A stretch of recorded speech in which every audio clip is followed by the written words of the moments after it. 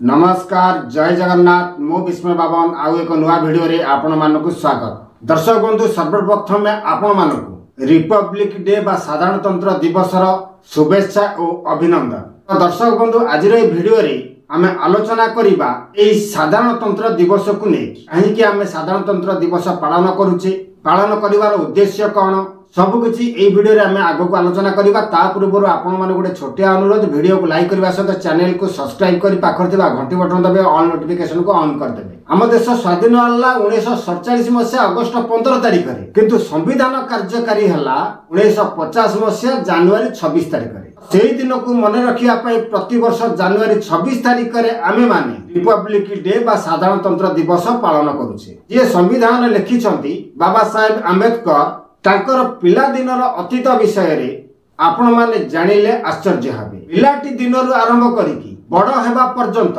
एपरिकि पाठशाठ पढ़िकी चाकरी करिबा क्षेत्र पर्यंत तांको सहित अनेक अन्याय अनीति हेछि। बाबा साहेब आंबेडकर के द्वारा लेखा जाइथिबा संविधानर नीति नियम अनुसार आमे माने समस्त ताको मानिकि चलुछि। संविधान अनुसार सरकार चलीछि, तेणु आम सारा भारत वर्ष रे जा सब होउछि संविधानर नीति नियम अनुसार होउछि। भारतर प्रथम आईन मंत्री होउछंती बाबा साहेब आंबेडकर। दर्शक बंधु यही आज आलोचनार प्रसंग।